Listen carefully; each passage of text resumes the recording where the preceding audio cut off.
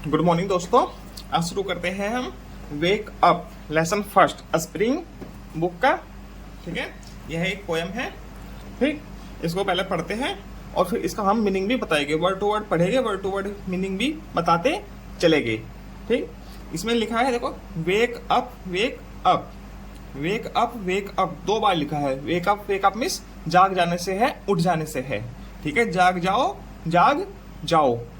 It's, ये लिखा it's, इसमें अपोस्ट्रोफी एस लगा है, इसका मतलब इट्स ए लवली डे। इसका मतलब it is a lovely day, इसको ऐसे पढ़ सकते हैं। ठीक, आज का दिन बहुत प्यारा है। ठीक, इट्स ए लवली डे, दिन बहुत प्यारा है। Oh please get up, please बाहर आ जाओ, कृपया बाहर आ जाओ। ठीक, एंड कम एंड प्ले, और कम का मतलब होता है आना, और प्ले मतलब खेलना, और आइए और खेलिए। ठीक, the birds are singing, the birds are singing in the trees है। द बर्ड्स मतलब चिड़िया, सिंगिंग मतलब गाना गा रही है, इन द ट्रीज ट्री के ऊपर। ठीक है, चिड़िया ट्री पर गाना गा रही है। And you can hear the buzzing बीज, एंड मतलब और, यू कैन हियर आप सुन सकते हो, द बजिंग बीज, बीज का मतलब है भौरे, भौरे को बोल सकते हैं, मधुमक्खी को बोल सकते हैं। बजिंग मतलब उसका घूं घूं की आवाज निकालता है ना, उसको बोलते हैं बजिंग, उसकी आवाज को, बीज की। ठीक, और आप बीज मतलब मधुमक्खियों की आवाज को सुन सकते हो। यहाँ भौरे के लिए भी प्रयोग किया जा सकता है बीज। ठीक है, आगे चलते हैं। वेक अप, वही जो पहले पैराग्राफ में थी वही लाइनें जो कि तू दोबारा से है। वेक अप, जागो जागो, या उठ जाओ उठ जाओ। ठीक है, इट्स ए लवली डे, आज का दिन बहुत प्यारा है, दिन बहुत प्यारा है। ओह प्लीज गेट्स अप, बाहर आओ, कृपया, प्लीज का मतलब कृपया, गेट्स अप बाहर आना, कि बाहर आइए।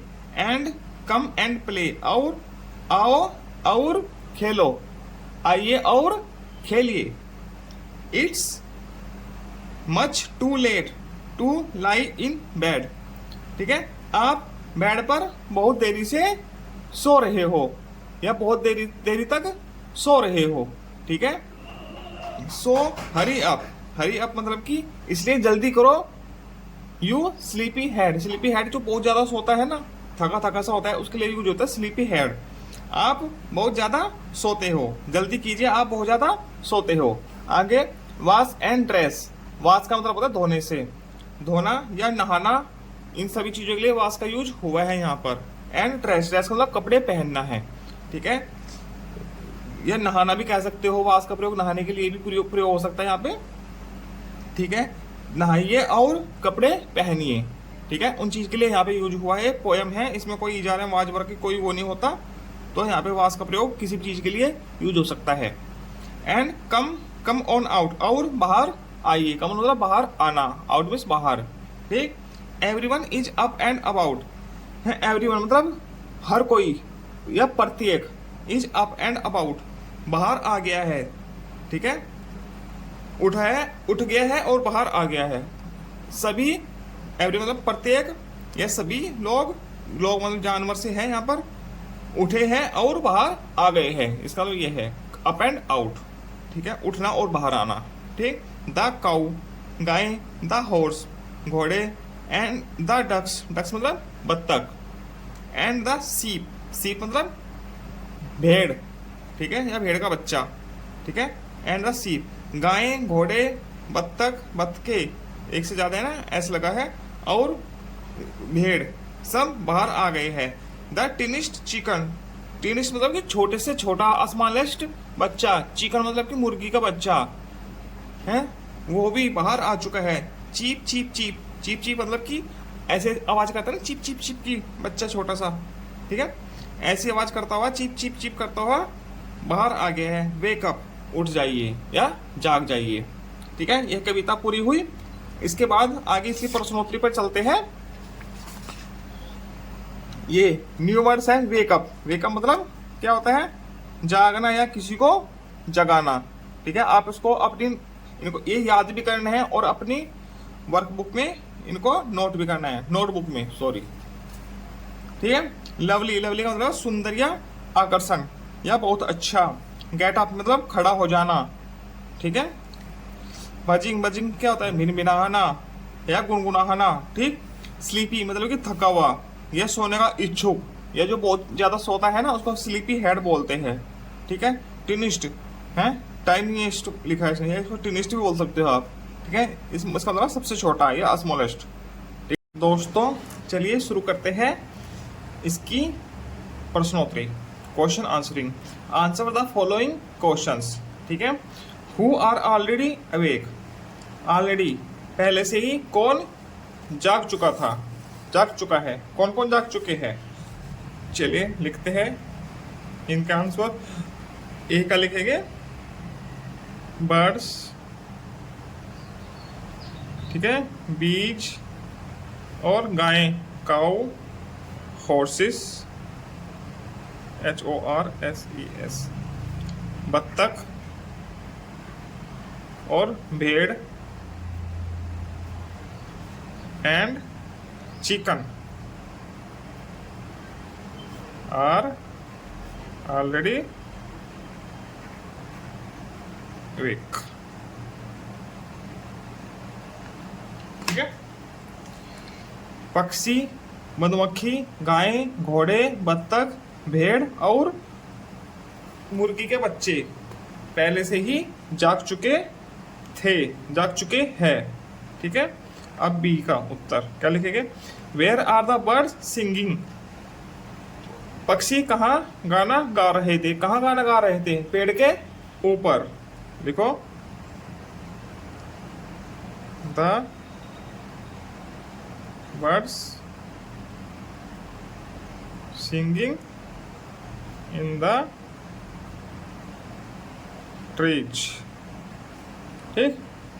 सी इसका उत्तर what you have learn from this poem, आपने इस पोयम से क्या सीखा, क्या सीखा कि हमको जल्दी मॉर्निंग में उठना चाहिए। ठीक है। We have learn from this poem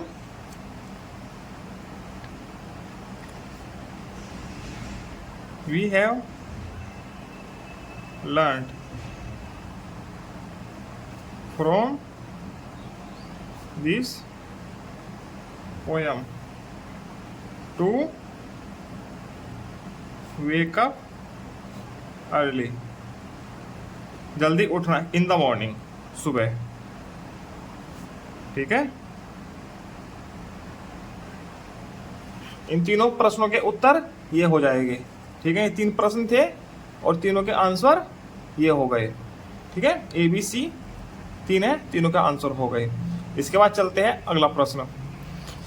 Which words have similar words in the poem? Similar word कौन कौन से आए हैं पोएम में? डे का प्ले आया था, है, ट्रीज, ट्रीज कैसे क्या आया था? बीज आया था, मधुमक्खी।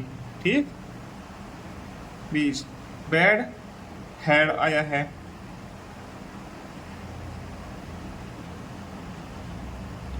आउट का अबाउट आया है। ठीक है। सीप, चीप, चीप आया है। ठीक है।